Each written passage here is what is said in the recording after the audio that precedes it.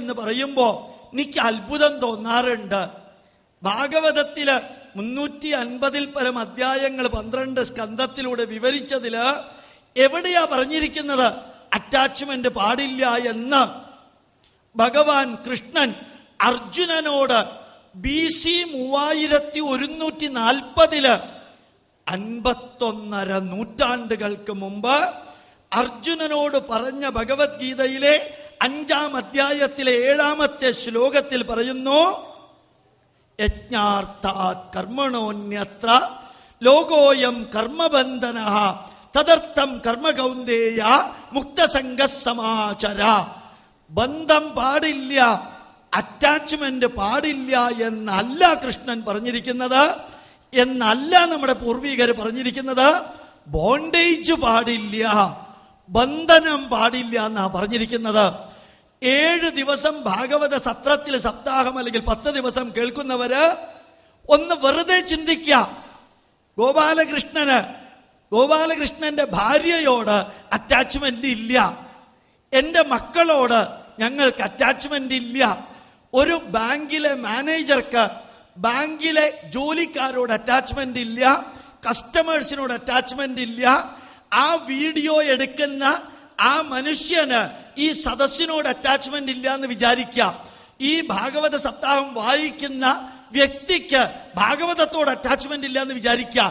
ഇന്ന് വൈകുന്നേരം ഭക്ഷണം പാകം ചെയ്യുന്ന വ്യക്തിക്ക് ഉണ്ടാക്കുന്ന സാമ്പാറിനോടും ചോറിനോടും അറ്റാച്ച്മെന്റ് ഇല്ല എന്ന് വിചാരിക്കാം. എന്തായിരിക്കും അവസ്ഥ? ഉത്തരം ഞാൻ പറയണില്ല, നിങ്ങൾ തന്നെ ചിന്തിക്കാം. പാടില്ലാത്തത് ബന്ധമല്ല, ബന്ധം വേണം, അറ്റാച്ച്മെന്റ് വേണം. വേണ്ടാത്തത് ബന്ധനം. ബന്ധനം വേണ്ട, ബോണ്ടേജ് വേണ്ട.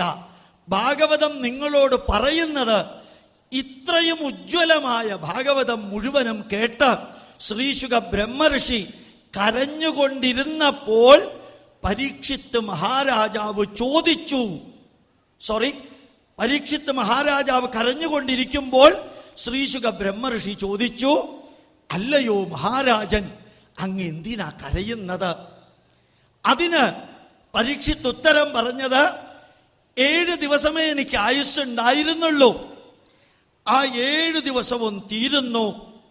ഈ ഭാഗവതത്തിൽ പറഞ്ഞിരിക്കുന്ന പ്രസിദ്ധരായ വ്യക്തികളെ പോലെ എനിക്കിനി ജീവിക്കാൻ സമയമില്ലല്ലോ, ആ വ്യക്തികളെ പോലെ ആകാൻ എനിക്കിനി അവസരമില്ലല്ലോ എന്ന് ചിന്തിച്ച് ഞാൻ അറിയാതെ ദുഃഖിച്ചതാണ്. അവിടെ ശ്രീശുക ബ്രഹ്മർഷി ഭാഗവതം കേട്ടുകൊണ്ടിരുന്ന പരീക്ഷിത്ത് മഹാരാജാവിനോട് പറഞ്ഞത്, കഥായിമാസ്തേ കഥിതാമഹീയസാം വിദായ ലോകേഷു യശപ്പരേയുഷാം വിജ്ഞാന വൈരാഗ്യ വിവക്ഷയാ വിഭോ വചോ വിഭൂതിർന്നതു പാരമാർത്ഥ്യം.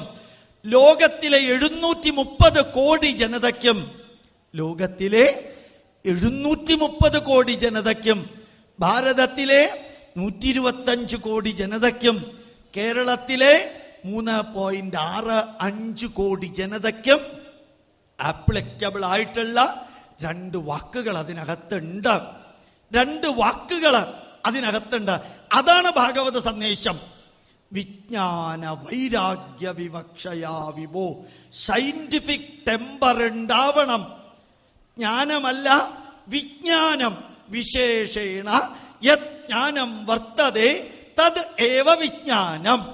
സയന്റിഫിക് ടെമ്പർ, ശാസ്ത്ര വീക്ഷണം ഉണ്ടാവണം, വൈരാഗ്യമുണ്ടാകണം, ബന്ധനം ഒഴിവാക്കണം. വൈരാഗ്യം എന്ന് പറഞ്ഞാൽ ബന്ധനം ഒഴിവാക്കുക, ഒന്നിനോടും ബന്ധനമുണ്ടാവരുത്. അങ്ങനെ ഒരവസ്ഥയിലേക്ക് എത്താനാണ് ഭാഗവതം. നിർഭാഗ്യവശാൽ ഗോപാലകൃഷ്ണൻ പറയുന്നതിൽ തെറ്റുണ്ടെങ്കിൽ ക്ഷമിക്കണം.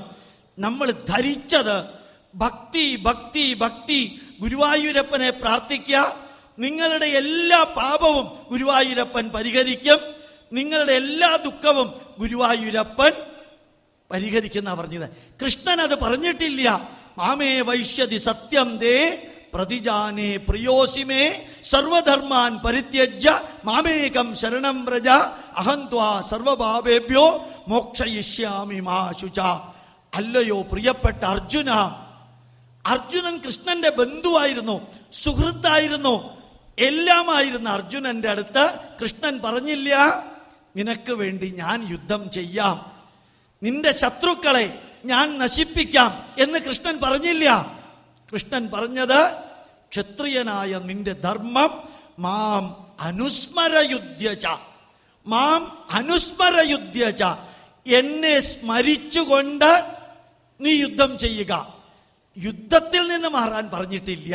രാഷ്ട്രത്തില് അധർമ്മവും അനീതിയും അന്യായവും വളരുമ്പോൾ, രാഷ്ട്രത്തില് അനീതിയും അധർമ്മവും അന്യായവും വളരുമ്പോൾ അത് ഈശ്വരൻ ഇല്ലാതെയാക്കും എന്ന് ധരിക്കുന്നതിന് പകരം ആ ഈശ്വരനെ മനസ്സിൽ സ്മരിച്ച് നമ്മൾ നമ്മുടെ ദൗത്യം ഏറ്റെടുക്കണം. അതാ കൃഷ്ണൻ പറഞ്ഞത്, അതാ കൃഷ്ണൻ പറഞ്ഞത്. നഹി കശ്ചിക്ഷണമപി ജാതുത്തിഷ്ടത്യകർമ്മകൃത് കാര്യദേഹി അവശകർമ്മ സർവഹ പ്രകൃതി ജൈർഗുണൈഹി. ഒരു ക്ഷണം പോലും, ഒരു നിമിഷം പോലും ഈ പ്രപഞ്ചത്തിലെ ജീവനുള്ളതും ജീവനില്ലാത്തതും പ്രവർത്തിക്കാതിരിക്കുന്നില്ല അർജുന. എല്ലാം പ്രവർത്തിക്കുന്നു. ഒരാറ്റത്തിനകത്തെ ഇലക്ട്രോണുകൾ കറങ്ങുന്നു, ന്യൂക്ലിയസ് സ്പിൻ ചെയ്യുന്നു, ഈ ഭൂമി സ്വന്തം അച്ചുതണ്ടിൽ കറങ്ങുന്നു, ഈ ഭൂമി സൂര്യന് ചുറ്റും പ്രദക്ഷിണം വെക്കുന്നു, ഈ സോളാർ സിസ്റ്റം ഒരു മിനിറ്റില് 69,000 കിലോമീറ്റർ വേഗതയില് ഈ ഗാലക്സിയിൽ കറങ്ങുന്നു, ഈ ഗാലക്സി ഒരു സെക്കൻഡില് 72,000 കിലോമീറ്ററില് ഈ കോസ്മിക് സിസ്റ്റത്തിന്റെ സെന്ററിലേക്ക് പോയിക്കൊണ്ടിരിക്കുന്നു. എല്ലാം പ്രവർത്തിക്കുന്നു അർജുന. നീയും പ്രവർത്തിക്കുക, നീയും പ്രവർത്തിക്കുക. ഈ സദസ്സിലിരിക്കുന്ന വ്യക്തികളോട് നിങ്ങൾ ഹിന്ദുവോ ക്രിസ്ത്യാനിയോ മുസൽമാനോ ഇടതുപക്ഷമോ വലതുപക്ഷമോ മധ്യപക്ഷമോ ഈശ്വര വിശ്വാസിയോ നിരീശ്വരവാദിയോ യുക്തിവാദിയോ ആരുമാവാൻ നിങ്ങൾക്ക് സ്വാതന്ത്ര്യമുണ്ട്, ആരുമാവാൻ സ്വാതന്ത്ര്യമുണ്ട്. പ്രവർത്തിക്കാതിരിക്കാൻ സ്വാതന്ത്ര്യമില്ല. ആ പ്രവൃത്തി ധന്യമാക്കണം. അതാണ് ഭാഗവതത്തിൽ പറഞ്ഞിരിക്കുന്നത്.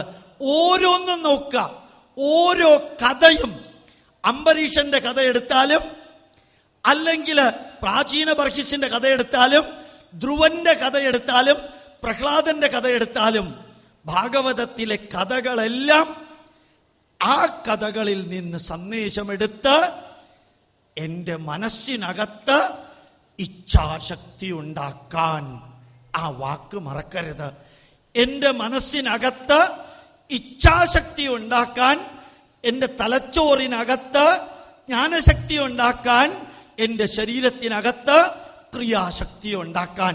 3 വാക്കുകൾ.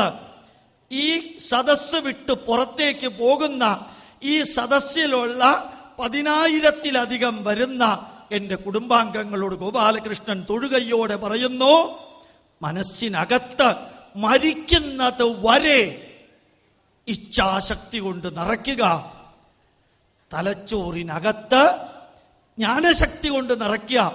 ശരീരത്തില് അവസാനത്തെ ശ്വാസം വരെ ക്രിയാശക്തി കൊണ്ട് നിറയ്ക്കുക.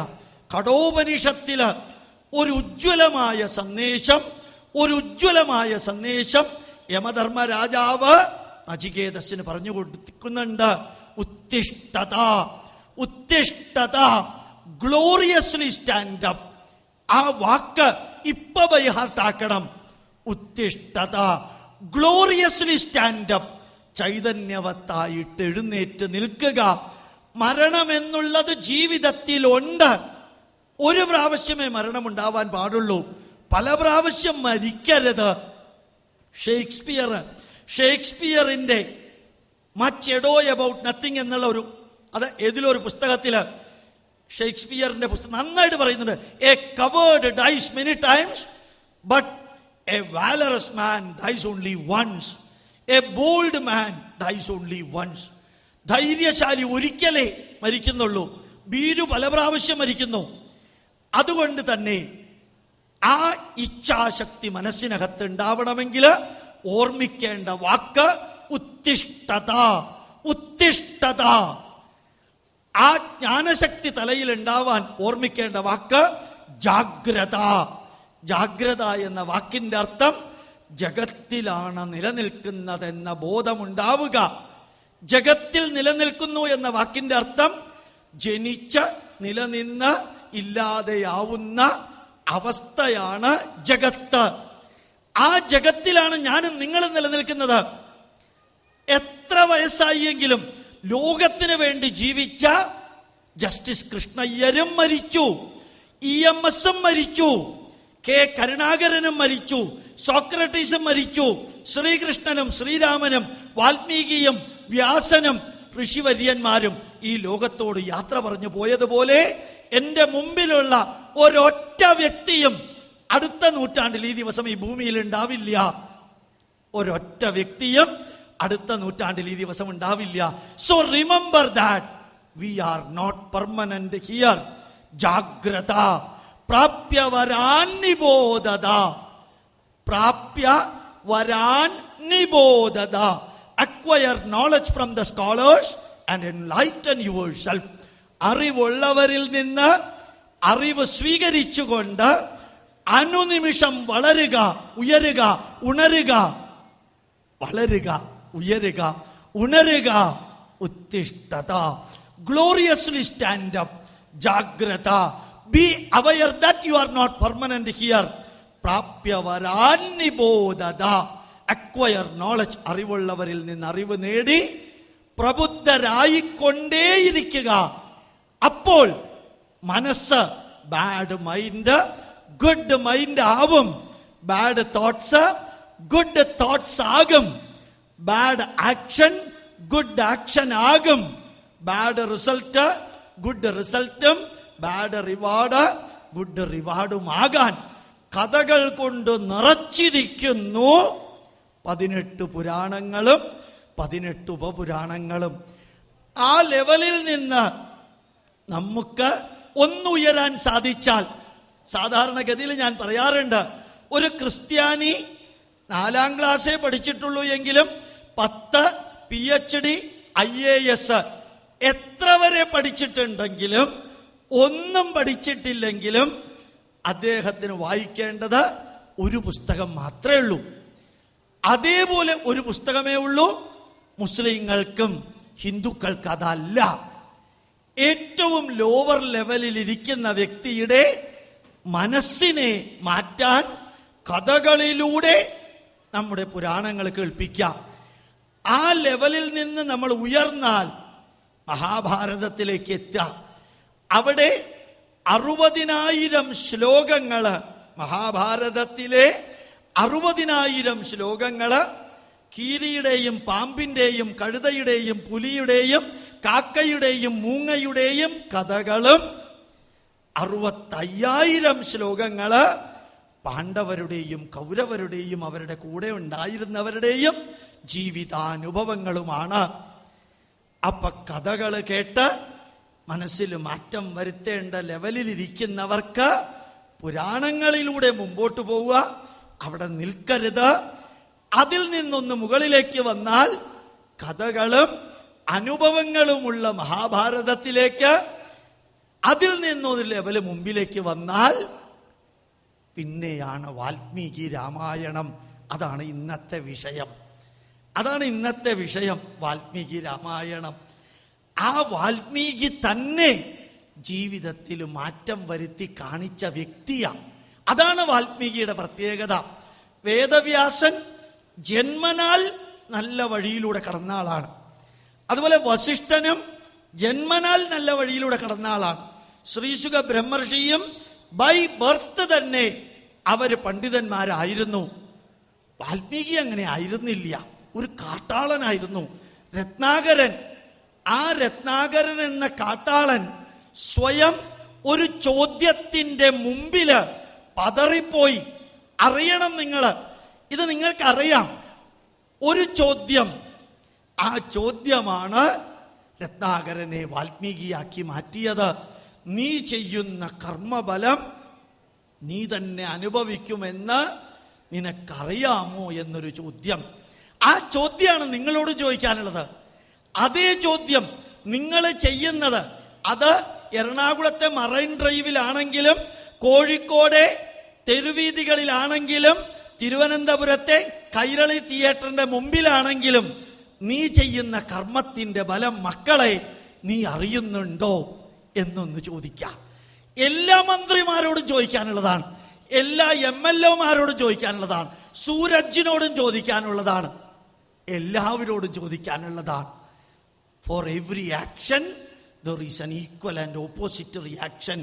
For every bad action there is an equal and opposite bad reaction. For every good action there is an equal and opposite good reaction. താൻ നിരന്തരം ചെയ്യുന്ന കർമ്മങ്ങളുടെ ഫലങ്ങൾ താൻ അനുഭവിച്ചിടുകെന്നേ വരൂ. രത്നാകരന്റെ ഭാര്യ, കാട്ടിലുള്ള കാട്ടാള സ്ത്രീ, ഭർത്താവായ കാട്ടാളനോട് പറഞ്ഞതാണ്, For every action there is an equal and opposite reaction to be experienced by the actor. To be experienced by the actor. അപ്പോൾ സ്വയം തിന്മയിൽ നിന്ന് നന്മയിലേക്ക് വന്ന ആ വാൽമീകി മഹർഷി ഒരു ഗുരുവിന്റെ അടുത്തും ഒന്നും പഠിച്ചിട്ടില്ല.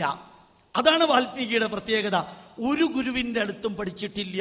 ശ്രീകൃഷ്ണൻ പഠിച്ചിട്ടുണ്ട് ശാന്തിപനി മഹർഷിയുടെ കീഴില്, ശ്രീരാമൻ പഠിച്ചിട്ടുണ്ട് വസിഷ്ഠ മഹർഷിയുടെ കീഴില്. രത്നാകരൻ പഠിച്ചിട്ടില്ല. തപസ്സുകൊണ്ട് നേടിയത് ഉത്തിഷ്ഠത.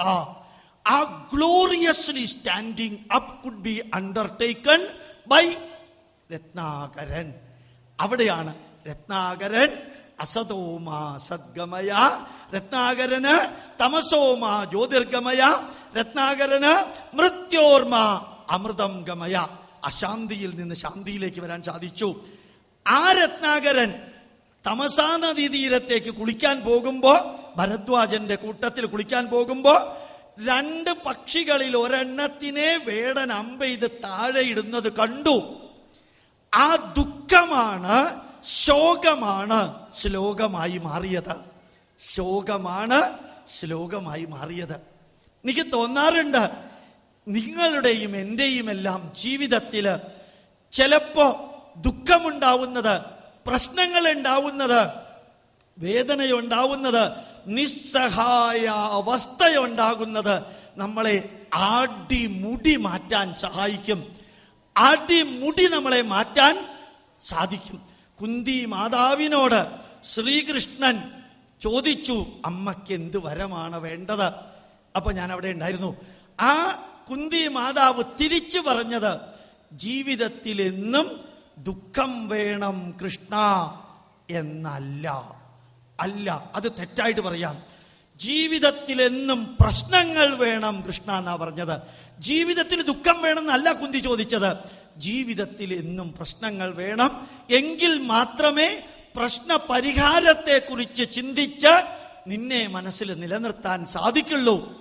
അതാണ് സ്റ്റീവ് ജോബ്സ് ആപ്പിൾ കമ്പ്യൂട്ടർ കണ്ടുപിടിച്ച, ആപ്പിൾ കമ്പ്യൂട്ടർ ഉണ്ടാക്കിയ ഇസ്കോണിന്റെ പ്രവർത്തകനും നല്ല വെജിറ്റേറിയൻ ഭക്ഷണം മാത്രം കഴിക്കുന്നവനും പൂർണ്ണ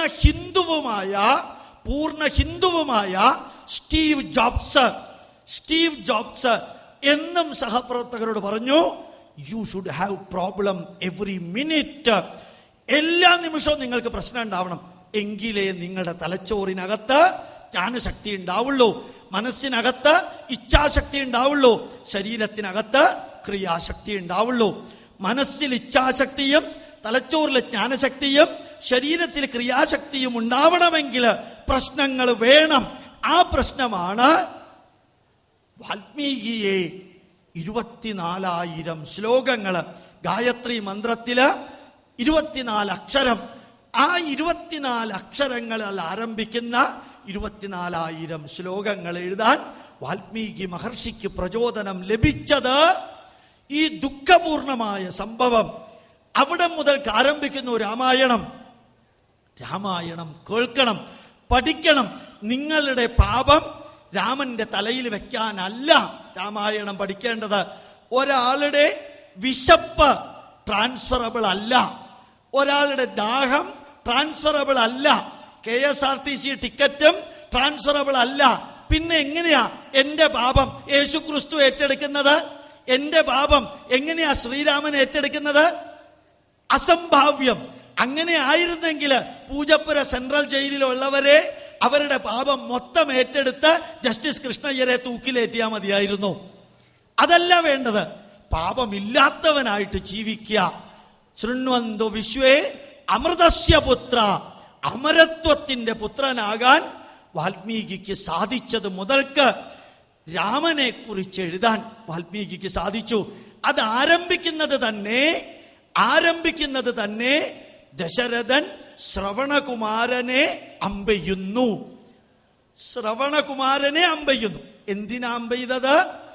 ആനയാണെന്ന് വിചാരിച്ച് ആ ചക്രവർത്തിയായ ദശരഥൻ ആനയുടെ വെള്ളം കുടിക്കുന്ന ശബ്ദം കേട്ട് അമ്പെയ്തു. അതൊരു മുനികുമാരനായിരുന്നു.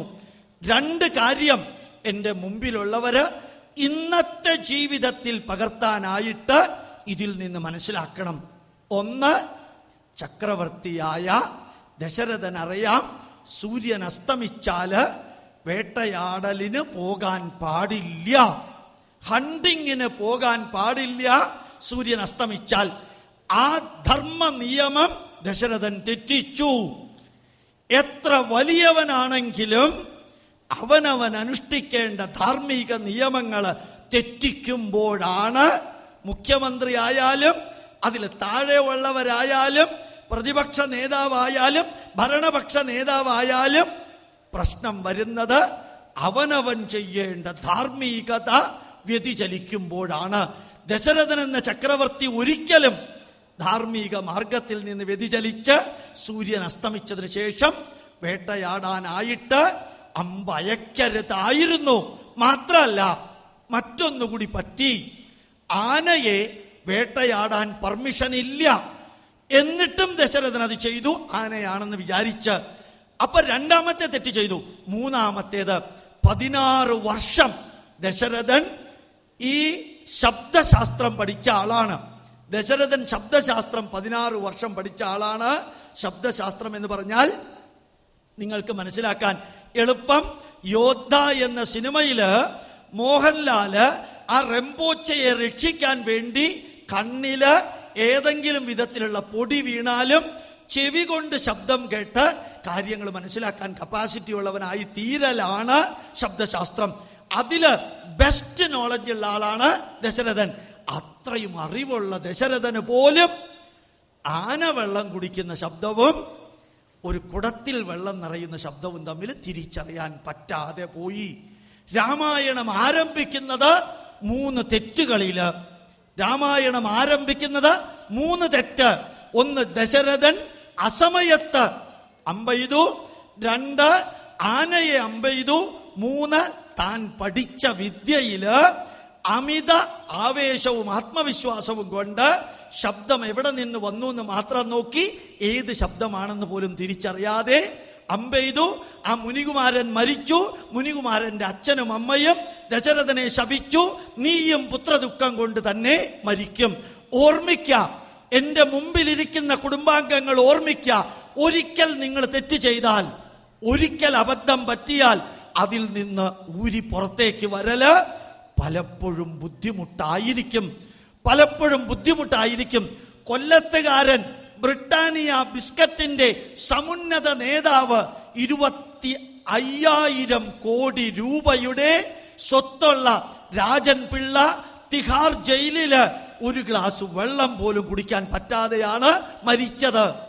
ആരും പറഞ്ഞില്ല, ആരും ചോദിച്ചില്ല ഈ രാജൻ പിള്ള എന്തിനാ മരിച്ചത്, എന്തുകൊണ്ട് അദ്ദേഹം മരിച്ചതിന് അന്വേഷണം വെച്ചില്ല. ഇന്നും ആരും ചോദിച്ചിട്ടില്ല. അദ്ദേഹത്തിന്റെ കുടുംബാംഗങ്ങൾ പോലും അറിയാനായിട്ട് രാമായണത്തിൽ നിന്ന് പഠിക്കേണ്ടത്, എപ്പോഴാണോ നിങ്ങൾ സത്യം, ധർമ്മം, നീതി, ന്യായം, സത്യം, ധർമ്മം, നീതി, ന്യായം ഇതിൽ നിന്ന് വ്യതിചലിക്കുന്നത്, അന്ന് ആരംഭിക്കുന്നു ജീവിതത്തിലെ പ്രശ്നങ്ങള്. അതാണ് ഈ ദശരഥന് ജീവിതത്തിന്റെ അവസാനം ഹാർട്ട് അറ്റാക്ക് വന്ന് മരിക്കുന്നത് വരെ അദ്ദേഹത്തിന്റെ മനസ്സില് മുനികുമാരന്റെ അച്ഛൻ നൽകിയ ശാപമായിരുന്നു ഉണ്ടായിരുന്നത്. അച്ഛൻ നൽകിയ ശാപമായിരുന്നു ഉണ്ടായിരുന്നത്. ഓർമ്മിക്കുക, അടുത്ത അനുഭവം രാമായണത്തിലുള്ളത്, ദശരഥൻ ഇന്ദ്രന് വേണ്ടി യുദ്ധം ചെയ്യാൻ പോയി. ദശരഥൻ ഇന്ദ്രന് വേണ്ടി യുദ്ധം ചെയ്യാൻ പോയി. ഇന്ദ്രൻ എന്ന ആളുണ്ടായിരുന്നോ ഇല്ലയോ അതൊന്നും അന്വേഷിക്കേണ്ട ആവശ്യമില്ല. രാമായണത്തിലെ 24,000 ശ്ലോകത്തില് രാമനുമായി ബന്ധപ്പെട്ട 20 വ്യക്തികളുടെ ജീവിതത്തില്, രാമനുമായി ബന്ധപ്പെട്ട 20 വ്യക്തികളുടെ ജീവിതത്തില് രാമന്റെ അച്ഛനായ ദശരഥൻ ഒരു വില്ലാളി വീരനും വീരശൂര പരാക്രമിയും. ദശരഥൻ 8 ദിക്കുകളിൽ നിന്നും, മുകളിൽ നിന്നും ചുവട്ടിൽ നിന്നും 8+2 10 ദിശയിൽ നിന്ന് എത്ര ശത്രുക്കൾ ആക്രമിച്ചാലും ഒറ്റയ്ക്ക് നിന്ന് പൊരുതി ജയിക്കാൻ കപ്പാസിറ്റിയുള്ള ദശരഥൻ യുദ്ധത്തിന് പോകുമ്പോൾ കൈകേയിയെ കൂട്ടത്തിൽ കൊണ്ടുപോയി. ഒരു ഭർത്താവ്, ഒരു യോദ്ധാവ് യുദ്ധത്തിന് പോകുമ്പോൾ ഭാര്യയെ കൂട്ടിക്കൊണ്ടുപോകേണ്ട ആവശ്യമുണ്ടായിരുന്നുവോ? വെറുതെ നിങ്ങളോട് ചോദിക്കാം. അമ്പലത്തിലേക്ക് പോകുമ്പോൾ കൊണ്ടുപോകാം, ഈവനിങ് വാക്കിന് പോകുമ്പോൾ കൊണ്ടുപോകാം, സൂപ്പർ സ്റ്റോറിൽ നിന്ന് പർച്ചേസ് ചെയ്യാൻ പോകുമ്പോൾ കൊണ്ടുപോകാം. യുദ്ധത്തിന് പോകുമ്പോൾ ഒരു സോൾജർ, ഒരു രാജാവ് ഭാര്യയെ കൊണ്ടുപോകേണ്ട ആവശ്യമുണ്ടായിരുന്നോ? യഥാർത്ഥത്തിൽ ഇല്ലായിരുന്നു. ആ കൊണ്ടുപോയത് കൊണ്ട് ഒരു ഗുണമുണ്ടായി, ജീവിതകാലം മുഴുവനും ഒരു ദോഷവും ഉണ്ടായി. എന്തായിരുന്നു ഗുണം? ദശരഥൻ യുദ്ധത്തില് അതിശക്തമായ വേഗതയിൽ മുന്നേറുമ്പോൾ രഥത്തിന്റെ ചക്രത്തിന്റെ ആണി ഊരിപ്പോയത് കൈകേയിക്ക് തടഞ്ഞു വെക്കാൻ സാധിച്ചു. അതുകൊണ്ട് രഥത്തിനൊന്നും പറ്റിയില്ല. ദശരഥൻ സന്തോഷത്തോടു കൂടി വിജയിച്ചു. നിങ്ങൾക്കും ഒരു പക്ഷേ ഇത് സംഭവിച്ചിരിക്കാം. ഓർമ്മിക്കുക, ഭാഗവതത്തിൽ പറയുന്നു, വിജ്ഞാന വൈരാഗ്യ വിവക്ഷയാ വിഭോ, ബോണ്ടേജ് ഉണ്ടാവരുത്, ബോണ്ടേജ് ഉണ്ടാവരുത്.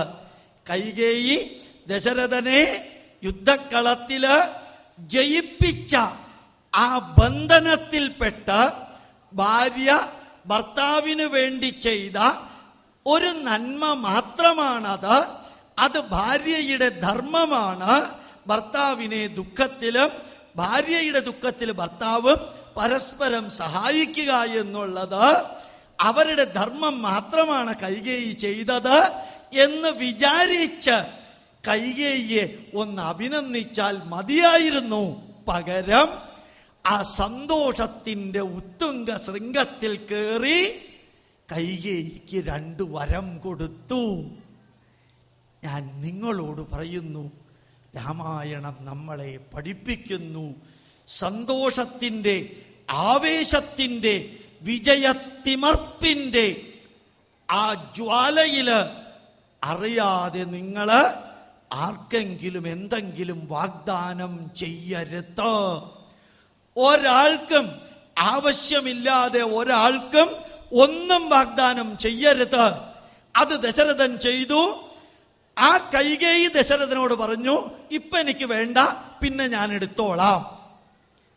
ഞാൻ എൻ്റെ മുമ്പിലുള്ള കുടുംബാംഗങ്ങളോട് പറയുന്നു, ഒന്ന്, ആവശ്യമില്ലാത്തവർക്ക് ആവശ്യമില്ലാത്ത കാര്യത്തിന് ആവശ്യമില്ലാത്ത വാഗ്ദാനം ആവശ്യമില്ലാത്ത സമയത്ത് കൊടുക്കരുത്. അഥവാ വാഗ്ദാനം ചെയ്താൽ അപ്പപ്പ തീർക്കേണ്ടത് അപ്പപ്പ തീർത്തില്ലെങ്കിൽ ജീവിതത്തിൽ പറ്റുന്ന അബദ്ധമാണ് ദശരഥന് പറ്റിയത്. എന്ത് രസമാണ് രാമായണം! ഇതെല്ലാം നമ്മൾ പഠിക്കുന്നത് 21st സെഞ്ച്വറിയിലെ ജീവിതത്തെ ധന്യമാക്കാൻ, അല്ലാതെ രാമനെ എൻ്റെ പാപം ഏൽപ്പിക്കാനല്ല, രാമായണം വായിച്ച് പാപമുക്തി നേടാനല്ല. അതേ സമയത്ത് മനസ്സിനെ ദുർമനസ്സിൽ നിന്ന് സന്മനസ്സിലേക്ക്, ദുഷ്ചിന്തകളിൽ നിന്ന് സത്ചിന്തകളിലേക്ക്, ദുഷ്കർമ്മങ്ങളിൽ നിന്ന് സത്കർമ്മങ്ങളിലേക്ക് പാപകർമ്മങ്ങളിൽ നിന്ന് പുണ്യകർമ്മത്തിലേക്ക്, പാപത്തിൽ നിന്ന് പുണ്യത്തിലേക്ക്, നരകത്തിൽ നിന്ന് സ്വർഗത്തിലേക്ക് പോകാൻ ദശരഥന്റെ അനുഭവം നിങ്ങൾക്ക് ഉപയോഗിക്കാൻ സാധിക്കുമെങ്കിൽ അപ്പൊ നിങ്ങൾക്ക് ലഭിക്കുന്നത് പുണ്യമാണ്. മാത്രം ലഭിക്കുന്നത്. രാമായണം കേട്ടു, രാമായണം വായിച്ചു, യാതൊരു മാറ്റവും എനിക്കില്ല എന്ന് വിചാരിക്കുക. ഭാഗവതം 7 ദിവസം കേട്ടു. ഒരു സ്വാമി, അദ്ദേഹം ഇവിടെ ഉണ്ടെന്നാണ് എനിക്ക് തോന്നുന്നത്, ഉണ്ടെങ്കിൽ ക്ഷമിക്കുക, ഇല്ലെങ്കിൽ സാരമില്ല. അദ്ദേഹം എൻ്റെ അടുത്ത് ശ്രീവല്ലഭ ക്ഷേത്രം തിരുവല്ലയിൽ വെച്ച് പറഞ്ഞു, ഗോപാലകൃഷ്ണ, ഇതെൻ്റെ 327ാമത്തെ ഭാഗവത സപ്താഹ വായനയാണ്. ഞാൻ ഒന്നും മിണ്ടിയില്ല. വീണ്ടും അദ്ദേഹം എന്നോട് പറഞ്ഞു, ഗോപാലകൃഷ്ണ, ഇത് 327ാമത്തെ ഭാഗവത സത്രമാണ് എൻ്റേത്, ഭാഗവത സപ്താഹമാണ് എൻ്റേത്. അപ്പോഴും ഞാനൊന്നും മിണ്ടിയില്ല. അദ്ദേഹത്തിന് തോന്നി ഇയാൾക്ക് എന്താ മനസ്സിലായില്ലേ ഞാൻ മലയാളം പറഞ്ഞത് എന്ന്. പിന്നെയും ആവർത്തിച്ചപ്പോൾ ഞാൻ പതുക്കെ അദ്ദേഹത്തിനോട് ചോദിച്ചു, തിരുമേനി, 327 പ്രാവശ്യം ഭാഗവതം വായിച്ചിട്ട് എന്തു പ്രയോജനം ഉണ്ടായത്? അദ്ദേഹം 1 മിനിറ്റ് ഇങ്ങനെ ആലോചിച്ചിട്ട് പറഞ്ഞു, ഞാൻ ഭാഗവതം വായിച്ചത് കേട്ടവർക്ക് എന്തെങ്കിലും പ്രയോജനം ഉണ്ടായോ എന്ന് അറിഞ്ഞൂടാ,